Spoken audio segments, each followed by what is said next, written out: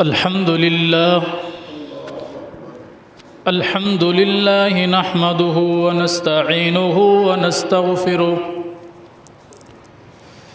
ونؤمن به ونتوكل عليه ونعوذ بالله من شرور أنفسنا ومن سيئات أعمالنا من يهده الله فلا مضل له ومن يضلله فلا هادي له ونشهد أن لا إله إلا الله وحده لا شريك له ونشهد أن محمدًا عبده ورسوله أرسله الله بالحق بشيرا ونذيرا وداعيا إلى الله بإذنه وسراجا منيرا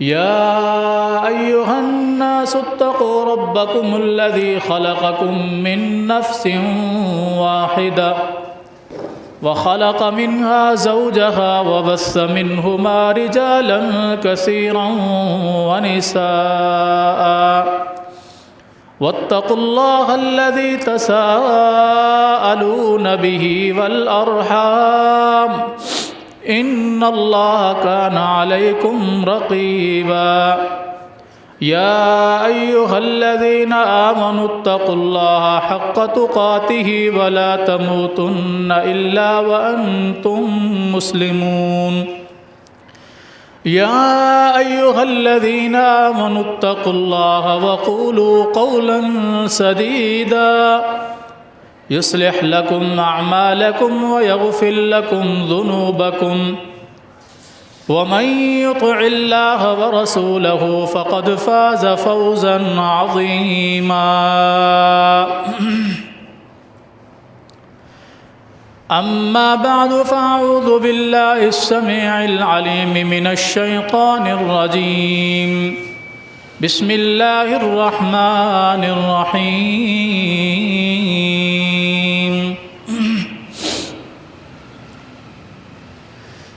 من جاء بالحسنة فله عشر أمثالها ومن جاء بالسيئة فلا يجزى إلا مثلها وهم لا يظلمون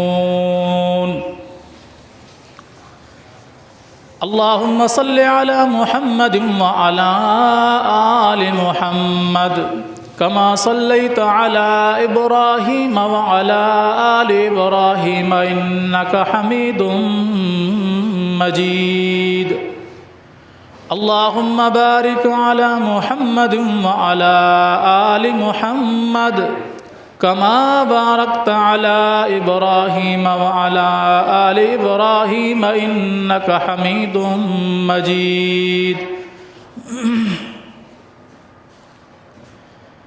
سبحان ربك رب العزة عما يصفون وسلام على المرسلين والحمد لله رب العالمين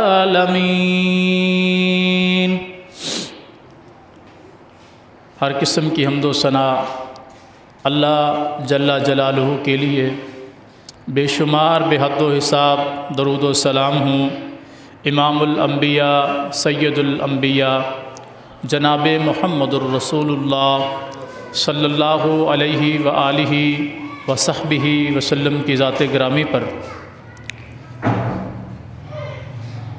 اللہ رب العالمین کا جس قدر شکریہ ادا کیا جائے کم ہے کہ اس نے ہمیں زندگی میں پھر ایک مرتبہ جمعۃ المبارک کا دن عطا فرمایا۔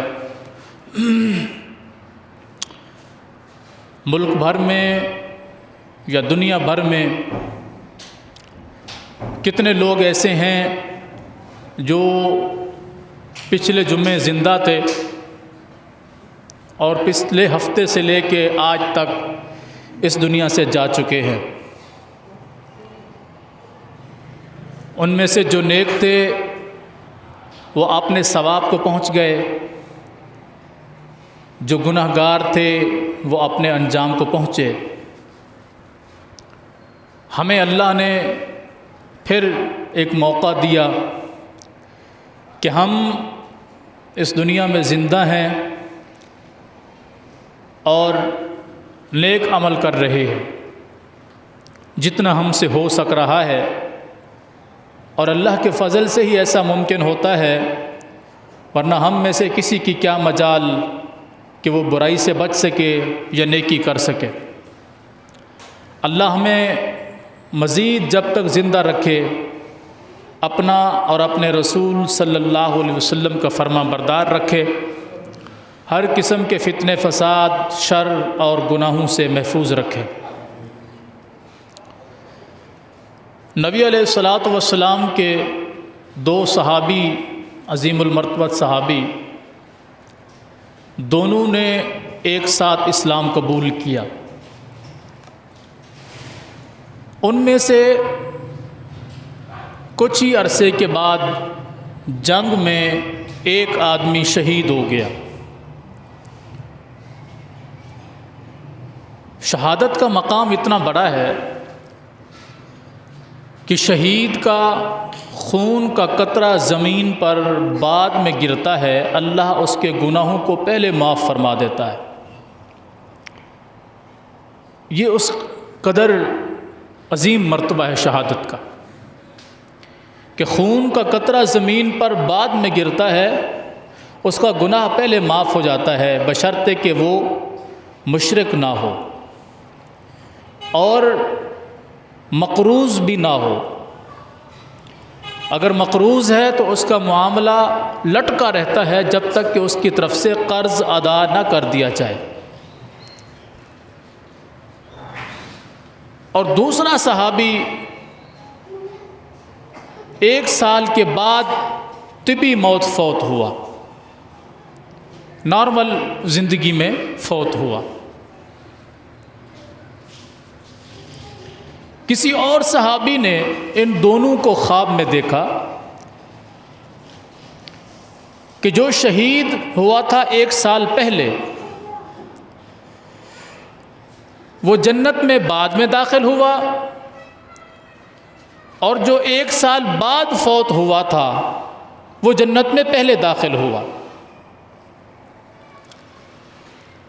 یہ بات انہیں سمجھ نہ آئی کہ والا شہادت کا مقام تو بڑا ہے، اور ایک آدمی طبی موت فوت ہوتا ہے، اس نے جو زندگی میں اعمال کیے تھے اسی کا اس کو اجر ملنا ہے، لیکن شہادت تو عظیم مرتبہ ہے۔ پھر بھلا ایسا کیوں کہ شہید بعد میں داخل ہو رہا ہے، طبی موت مرنے والا پہلے داخل ہو رہا ہے؟ تو نبی علیہ الصلاۃ والسلام سے اس نے سوال کیا، اللہ کے رسول صلی اللہ علیہ وسلم، میں نے اپنے 2 مسلمان بھائیوں کا اس طرح کا حال دیکھا ہے، وہ جو فلاں صحابی فلاں موقع پر شہید ہوا تھا وہ جنت میں بعد میں داخل ہوا، اور فلاں ساتھی جو کچھ دن پہلے فوت ہوا وہ پہلے داخل ہوا، بھلا ایسا کیوں؟ نبی علیہ الصلاۃ والسلام نے فرمایا، یہ بتاؤ، شہید ہونے والا تو شہید ہو گیا، اسے تو شہادت کا مقام ملا، جو بندہ زندہ رہا ہے 1 سال، کیا اس نے اس دوران روزے نہیں رکھے؟ کہا بالکل رکھے۔ آپ نے فرمایا کیا اس نے نمازیں نہیں پڑھیں؟ کیا اس نے ذکر و اذکار نہیں کیے؟ کیا اس نے قرآن کی تلاوت نہیں کی؟ مطلب 1 سال جو صحابی زندہ رہا ہے وہ ایسے تو زندگی نہیں گزار گیا، وہ اللہ کی عبادت میں، اس کی بندگی میں زندگی گزار کر گیا ہے، تو اللہ نے اس کا اسے اجر عطا فرمایا۔ اگر یہ بھی اسی وقت فوت ہوتا تو شہید اس سے زیادہ حقدار تھا جنت میں پہلے جانے کا، لیکن یہ 1 سال بعد فوت ہوا تو پورے سال اس نے اللہ کی عبادت بھی تو کی ہے، نمازیں اس نے پڑھیں، قرآن کی تلاوت کی، ذکر و اذکار کیے، روزے رکھے، وہ فرضی ہوں یا نفلی ہوں، صدقات و خیرات کیے، اللہ نے توفیق دی ہے، اس نے نیک اعمال کیے، تو اپنے ان نیک اعمال کی وجہ سے یہ اللہ کی جنت میں اس سے پہلے داخل ہوا ہے۔ تو جو لوگ ہم سے پہلے فوت ہو گئے ہیں انہوں نے جتنی نیکیاں کی تھیں ان میں جتنا اخلاص تھا اس حساب سے وہ اللہ سے اس کا اجر لے چکے۔ ہم جو زندہ ہیں ہمارے لیے یہ لمحہ فکریہ ہے کہ کیا ہم اپنی اس زندگی میں اپنے لیے کچھ جمع کر رہے ہیں یا برباد کر رہے ہیں۔ اس صحابی نے تو 1 سال میں اپنے لیے بہت کچھ جمع کر لیا، اتنا جمع کر لیا کہ شہید سے پہلے جنت میں داخل ہوا۔ ہم اپنا محاسبہ کریں کہ ہم نے اپنے لیے کیا جمع کیا۔ کیا ہم نے پچھلے جمعے سے لے کے اس جمعے تک مکمل نمازیں پڑھی ہیں؟ کیا ہم نے قرآن کی تلاوت کی ہے؟ کیا ہم نے ذکر و اذکار کیے ہیں؟ کوئی نفلی روزے رکھے ہیں؟ کوئی نفلی صدقہ کیا ہے؟ یا کسی قسم کا کوئی صدقہ زکوٰۃ ادا کی ہے؟ کسی کو نیکی کی دعوت دی ہے؟ کسی کو برائی سے روکا ہے؟ ہم 1 ہفتے کا اپنا محاسبہ کر لیں، ساری زندگی کا نہیں۔ جو لوگ پچھلے ہفتے فوت ہو چکے ہیں ان سے ہم نے 1 ہفتہ زیادہ زندگی پا لی۔ ہم نے 1 ہفتے میں کیا کیا؟ ہمیں اس کی فکر ہونی چاہیے۔ اور سورہ حشر میں 28ویں پارے میں اللہ تعالیٰ فرماتے ہیں یا ایھا الذین آمنوا اتقوا اللہ ولتنظر نفس ما قدمت لغد۔ اے وہ لوگو جو ایمان لائے ہو، اللہ سے ڈرو، اور تم میں سے ہر بندے کو چاہیے کہ وہ دیکھے اس نے اپنے کل کے لیے آج کیا بھیجا ہے۔ کل سے مراد قیامت، کہ اس نے مر جانا ہے، اللہ کے سامنے پیش ہونا ہے۔ اس کل کے لیے اس نے آج کیا تیاری کی ہے، اس نے اپنے ہاتھ سے کیا دیا ہے۔ نبی علیہ الصلوۃ والسلام فرماتے ہیں انسان کہتا ہے مالی مالی مالی ہے، یہ سارا میرا مال ہے، یہ میری جائیداد ہے، یہ میری پراپرٹی ہے، میں ان سب چیزوں کا مالک ہوں۔ فرمایا کیا یہ مالک ہے؟ کچھ بھی یہ مالک نہیں ہے، یہ کسی چیز کا مالک نہیں ہے۔ اس کے مال کے 3 حصے تھے جو اس کے تھے، ان میں سے ایک حصہ یہ تھا اس نے کھایا اور ہضم کر لیا۔ یوں بند کر دو سسٹم سارا، تلویز اسپیکر دا رپیٹ واقع سارے بند کر دو۔ ایک حصہ مال کا کون سا ہے؟ جو اس نے کھایا اور ہضم کر دیا۔ ہم اچھی سے اچھی چیز کھا لیں، اچھی سے اچھی چیز کتنے دن رہتی ہے اور کتنا ہم کھا سکتے ہیں؟ دنیا کا بہترین سے بہترین کھانا ہم تیار کروائیں، ہم اس کو کتنا کھا لیں گے؟ جتنا کھا لیں گے وہ ہمارے پیٹ میں کتنی دیر رہے گا؟ حضور نے فرمایا تمہارے مال کا ایک حصہ یہ ہے جو تم نے کھایا ہے اور تم نے اسے ہضم کر دیا ہے، وہ ختم ہو گیا۔ وہ دن میں 1 مرتبہ کھایا ہو یا 10 مرتبہ کھایا ہو، ہضم ہو گیا۔ فرمایا دوسرا حصہ تیرے مال کا یہ ہے جو تو نے پہنا اور تو نے بوسیدہ کر دیا۔ انسان مہنگا سے مہنگا لباس پہنے، اچھا سے اچھا لباس پہنے، خوبصورت سے خوبصورت کپڑے پہنے، کیا وہ کپڑے اسی طرح ہمیشہ رہ جائیں گے یا ان کی زندگی کم ہوگی؟ کم ہو جائے گی۔ کچھ دیر کے بعد دھول مٹی لگنا شروع ہو جائے گی، میلے ہو جائیں گے، اتارے گا، دھلیں گے، پھر استری ہوں گے، پھر دھلیں گے، پھر استری ہوں گے۔ ان کی زندگی کم ہوتی جائے گی یہاں تک کہ وہ بوسیدہ ہو جائیں گے، پھٹ جائیں گے۔ فرمایا تمہارے مال کا دوسرا حصہ کیا ہے؟ جو تم نے پہنا اور تم نے اسے بوسیدہ کر دیا، پھر نیا خریدا، اسے پہنا، وہ بوسیدہ ہو گیا، پھر خریدا۔ گویا کہ جتنے لباس خریدے وہ سارے کیا ہو گئے؟ بوسیدہ ہو گئے۔ ان میں سے کوئی لباس ایسا نہیں ہے جو انسان زندگی میں 1 مرتبہ خریدے، ہمیشہ اس سے استعمال کرے اور وہ کپڑا ہمیشہ اپنی حالت میں رہے۔ ایسا کچھ بھی نہیں ہے۔ اور تیسرا حصہ مال کا فرمایا تیرا یہ ہے جو تو نے اپنے ہاتھ سے اللہ کی راہ میں خرچ کر دیا، یہ تیرے لیے جمع ہو گیا، یہ تیرے لیے جمع ہو گیا، کیونکہ تو نے اسے اپنے ہاتھ سے آگے پہنچا دیا اللہ کے راستے میں، اللہ نے اسے قبول کر لیا، یہ تیرے لیے جمع ہو گیا۔ یہ تیرے مال کا تیسرا حصہ تھا جو اصل میں تیرا تھا وہ بھی تیرا جو تو نے کھایا، تھا وہ بھی تیرا جو تو نے پہنا، لیکن وہ دونوں یہیں ختم ہو گئے۔ یہ وہ ہے جو تیرے لیے جمع ہو گیا ہے۔ اور چوتھا حصہ مال کا ہے لیکن وہ تیرا نہیں ہے، وہ تو مر گیا اور تیرے ورثاء کا ہے، وہ اس میں لڑیں گے، مریں گے، کس طرح زندگی گزاریں گے، اس میں سے تیرا کچھ بھی نہیں ہے، کیونکہ وہ تیرے مرنے کے بعد تیرے ورثاء کا ہے۔ اس میں بیٹے بھی حصہ لیں گے، بیٹیاں بھی حصہ لیں گی، بیوی موجود ہے تو وہ بھی حصہ لے گی، اگر صاحب اولاد نہیں تھا مر گیا تو اس کے بہن بھائی اس میں سے حصہ لیں گے، لیکن اس میں سے تجھے کچھ نہیں ملنے والا، الا یہ کہ اگر وہ تیرے بعد تیرے لیے کچھ نہ کچھ خرچ کر دیں تیرے صدقہ جاریہ کے لیے تو علیحدہ بات ہے، ورنہ وہ تیرے لیے نہیں ہے۔ نبی علیہ الصلوۃ والسلام کے گھر میں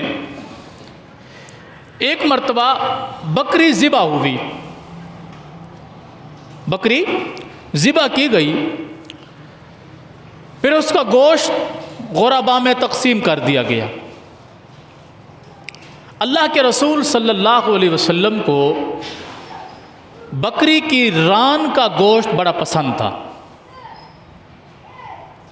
بکری کی ران بڑی پسند تھی، مزیدار لذیذ گوشت ہوتا ہے۔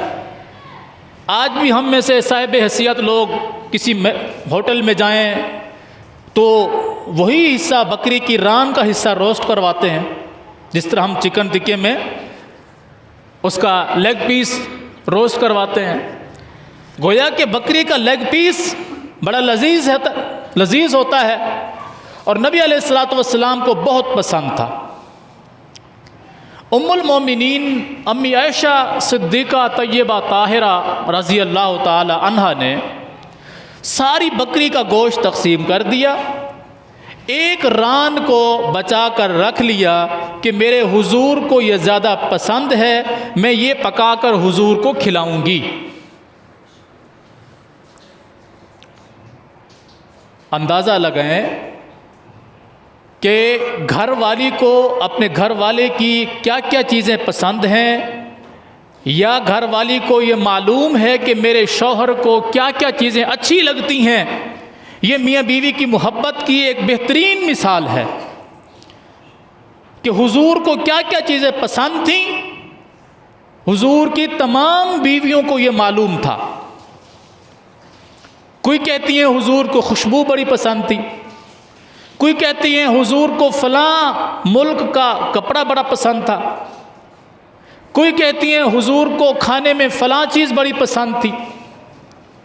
جس زوجہ محترمہ کو رسول اللہ صلی اللہ علیہ وسلم کی کوئی پسند معلوم ہوتی وہ اس پر کوشش کرتی کہ یہ پوری ہو۔ تو سیدہ عائشہ صدیقہ رضی اللہ تعالی عنہا نے بکری کی ران کا ایک حصہ رکھ لیا کہ حضور کو یہ بڑا پسند ہے۔ آپ نماز پڑھ کر واپس آئے، فرمایا عائشہ کیا ہوا بکری کا، یعنی جو ہم نے ذبح کی تھی اس کا کیا ہوا؟ عرض کی اللہ کے رسول صلی اللہ علیہ وسلم ہم نے ساری تقسیم کر دی، ہم نے ساری تقسیم کر دی الا کاتف، بس ایک ران بچ گئی ہے، ایک ران بچ گئی ہے۔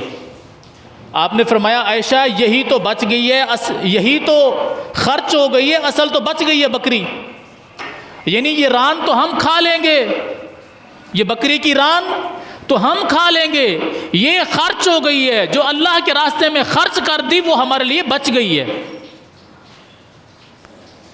نہیں سمجھے بات؟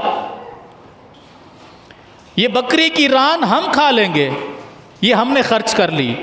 جو بکری ہم نے اللہ کی راہ میں خرچ کی ہے وہ ہمارے لیے جمع ہو گئی ہے، وہ ہمارے لیے جمع ہو گئی ہے، وہ پوری بکری ہم نے بچا لی۔ یہ ایک ران جو ہم نے ظاہری طور پر بچا لی ہے یہ ہم کھا لیں گے، یہ خرچ ہو جائے گی۔ ہماری حالت کیا ہوتی ہے؟ اگر کبھی ہم کوئی صدقہ وغیرہ کریں یا کوئی چیز ذبح کریں تو اس کا اچھا سے اچھا، بہترین سے بہترین گوشت ہم اپنے لیے رکھتے ہیں۔ وہ چربی، چھچڑے، ہلکا گندا، جس میں کچھ گوشت ہے کچھ ہڈیاں ہیں، وہ ہم اللہ کی راہ میں خرچ کرتے ہیں۔ اصل اور بہترین گوشت ہم چن چن کے اپنے لیے رکھ لیتے ہیں۔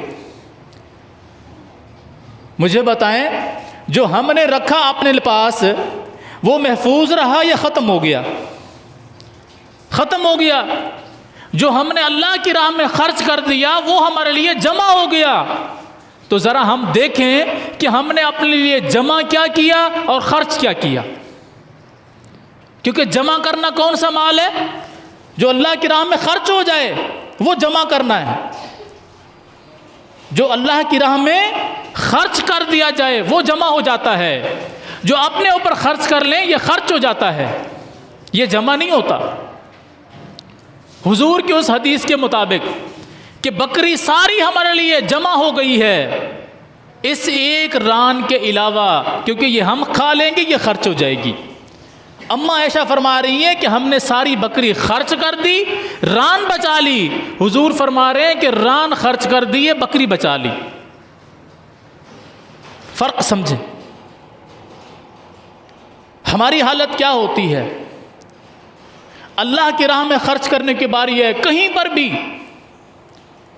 کوئی محتاج مانگنے کے لیے آئے اللہ کے نام پر، آپ نے دیا تو یہ بھی آپ نے اللہ کی راہ میں خرچ کیا۔ کسی فقیر کو، کسی محتاج کو، کسی بیوہ کو کوئی چیز آپ نے لے کے دے دی، ان کے گھر میں راشن پہنچا دیا، کسی جگہ پر پانی کا بندوبست کروا دیا کہ مسافر گزریں پانی پئیں، کسی بھوکے کو کھانا کھلا دیا، کسی ننگے بدن والے کو کپڑے پہنا دیے، کسی یتیم اور مسکین کے سر پہ آپ نے ہاتھ رکھا، اسے کچھ دے دیا۔ اللہ کی قسم یہی تو جمع ہو رہا ہے، یہی تو جمع ہو رہا ہے، باقی تو سب خرچ ہو رہا ہے۔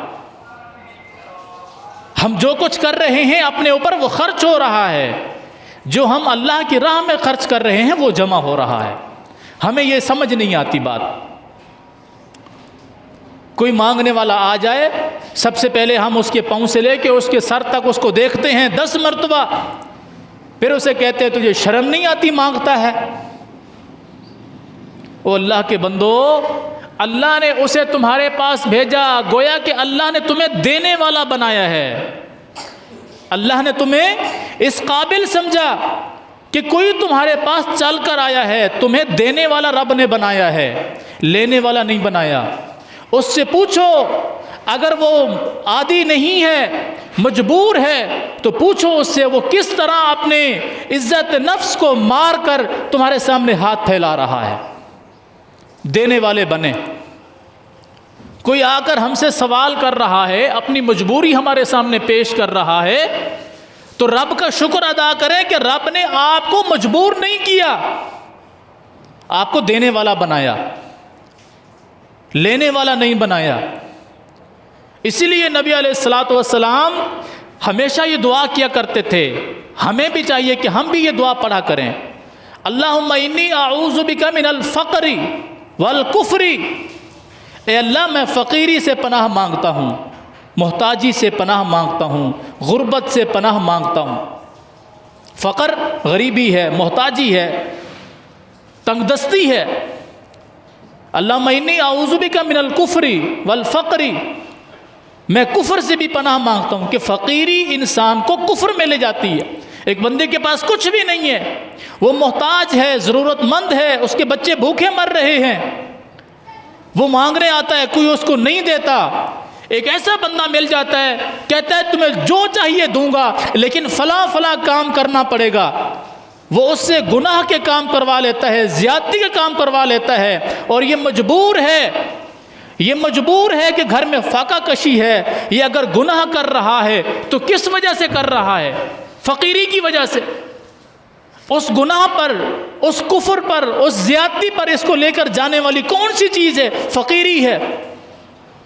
اس لیے نبی علیہ السلام فرماتے اللہم انی اعوذ بک من الفقر والکفر، میں فقیری سے بھی پناہ مانگتا ہوں، کفر سے بھی پناہ مانگتا ہوں، کہ فقیری کفر کی طرف لے جاتی ہے، گناہ کی طرف لے جاتی ہے، زیادتی کی طرف لے جاتی ہے۔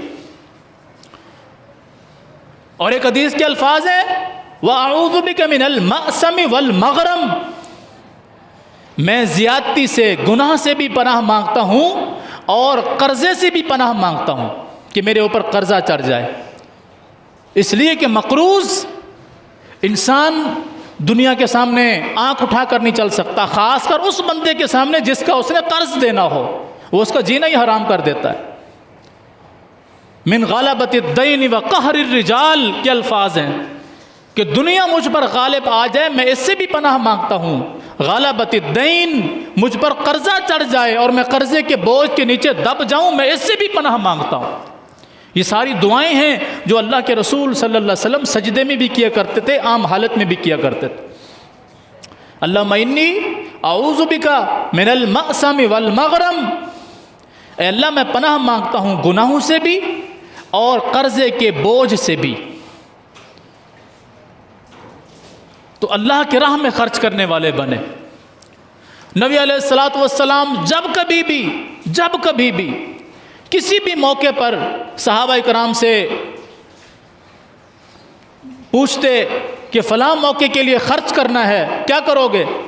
اللہ کی قسم صحابہ کرام انتظار میں رہتے تھے کب ہمیں اللہ کے رسول حکم دے اور ہم اپنا مال خرچ کریں۔ ایک بڑا مشہور واقعہ ہے، غالباً غزوہ خندق کا موقع ہے یا تبوک کا موقع ہے۔ نبی علیہ الصلوۃ والسلام نے جنگ کے لیے مال جمع کرنے کا حکم دیا۔ ابوبکر صدیق رضی اللہ تعالیٰ عنہ وہ شخصیت ہیں کہ جن کی نیکیاں اتنی ہیں کہ ایک دن اماں عائشہ صدیقہ رضی اللہ تعالیٰ عنہ رسول اللہ صلی اللہ علیہ وسلم کے ساتھ لیٹی ہوئی تھیں، اور گھر کے صحن میں آسمان کی طرف نظر گئی تو آسمان پر ستارے ہی ستارے، آسمان پر ستارے ہی، ہمیں تو نظر ہی نہیں آتے کیونکہ ہم کبھی صحن میں سوتے ہی نہیں ہیں، کبھی ہماری آسمان کی طرف نظر نہیں جاتی۔ یہ گاؤں دیہات والوں سے پوچھیں کہ ستارے کس طرح چمکتے ہیں۔ گھر کے صحن میں لیٹے ہوئے ہیں، آسمان کی طرف نظر گئی، ہر طرف ستارے۔ کہنے لگی اللہ کے رسول صلی اللہ علیہ وسلم، یعنی سوال بھی بڑے عجیب ہوتے تھے، بڑے دلچسپ۔ اللہ کے رسول صلی اللہ علیہ وسلم، کیا دنیا میں کوئی ایسا بندہ بھی ہے جس کی اتنی نیکیاں ہوں جتنے آسمان کے ستارے ہیں؟ کیسا سوال! اللہ کے رسول صلی اللہ علیہ وسلم، کیا کائنات میں کوئی ایسا بندہ ہے جس کی اتنی نیکیاں ہوں جتنی آسمان کے ستارے ہیں؟ نبی علیہ الصلوۃ والسلام نے فرمایا عائشہ، ہاں ایک بندہ ہے جس کی اتنی نیکیاں ہیں جتنے آسمان کے ستارے ہیں۔ کہنے لگی کون؟ فرمایا تمہارا بابا ابو بکر صدیق، سب کہو رضی اللہ عنہ۔ فرمایا تمہارے بابا ابو بکر صدیق کی اتنی نیکیاں ہیں جتنے آسمان کے ستارے ہیں۔ اتنے نیکیوں کے باوجود اب یہ نیکی دیکھیں، حضرت عمر فاروق رضی اللہ تعالیٰ عنہ نے اور باقی صحابہ نے جب یہ اعلان سنا نا کہ جنگ کے لیے مال جمع کرنا ہے تو اپنے اپنے گھروں کو بھاگے، جس کے پاس جو کچھ تھا جتنا تھا لے آیا۔ عمر فاروق رضی اللہ تعالیٰ عنہ اپنے گھر میں گئے، سارا مال جمع کیا، پھر اس کے دو حصے کیے۔ آدھا مال اپنے گھر والوں کے لیے چھوڑا، یہ ساتھی آگے آ جائیں، جو پہلے آ چکے ہیں وہ آگے آ جائیں، جو ابھی آ رہے ہیں ان کے لیے جگہ بنتی جائے، بالکل آگے آ جائیں، پہلی صف میں آ جائیں، پھر دوسری میں، تیسری میں، اس طرح۔ آدھا مال اللہ کے راستے میں خرچ کر دیا، پیش کر دیا، اور آدھا اپنے گھر والوں کے لیے چھوڑ دیا۔ اور سوچ یہ رہے ہیں دل میں، اب اندازہ لگائیں، دل میں یہ سوچ رہے ہیں کہ آج تو میں ابو بکر صدیق سے جیت جاؤں گا، ابو بکر صدیق سے نیکی میں جیت جاؤں گا، نیکی کرنے میں، کسی چیز میں نہیں، کوئی اور حسد نہیں ہے، کوئی جلن نہیں ہے، کوئی بغض نہیں ہے، نیکی کی ایک جستجو ہے، طلب ہے کہ ابو بکر ہر دفعہ مجھ سے نیکی میں آگے نکل جاتے ہیں، آج میں ابو بکر صدیق سے جیت جاؤں گا۔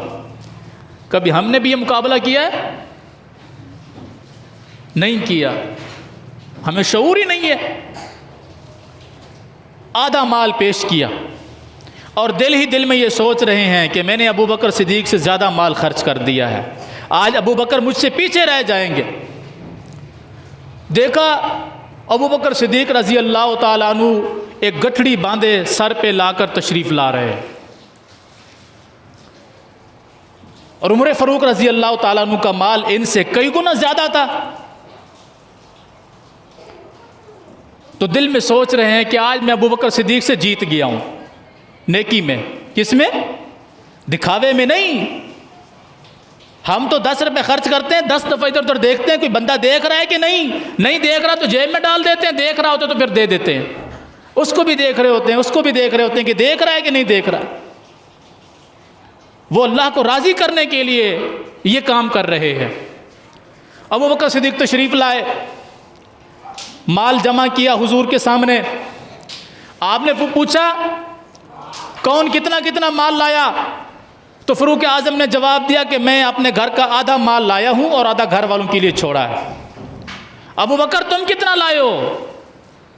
کہا اللہ کے رسول، اللہ اور اس کے رسول کی محبت کے علاوہ میں نے گھر میں کچھ نہیں چھوڑا۔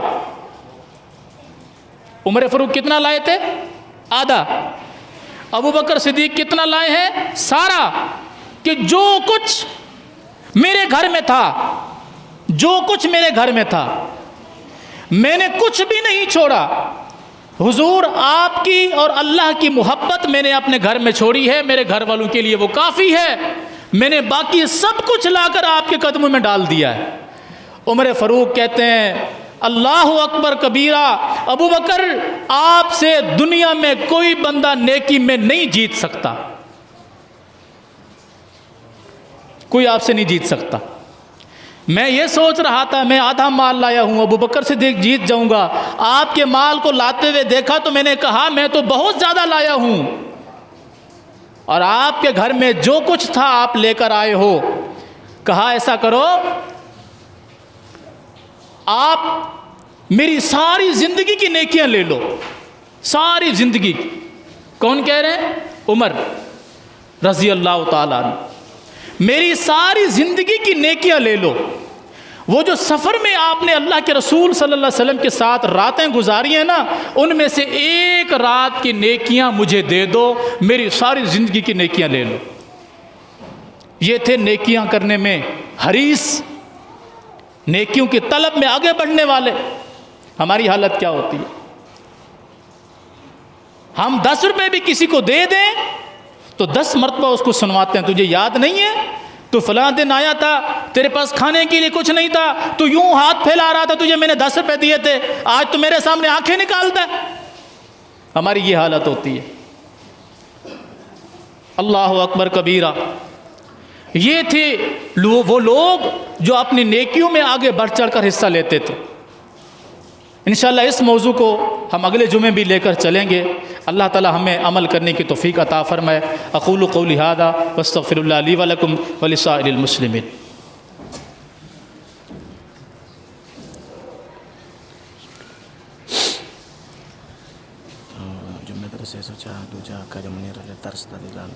جمعے کی میں کرمنیر درس ہے تو مار اپنا کر لے انہیں دا پرسوں ہے دوجا جمعے دا بھی کر لوں سوا الحمد للہ نحمده ونستعینه ونستغفره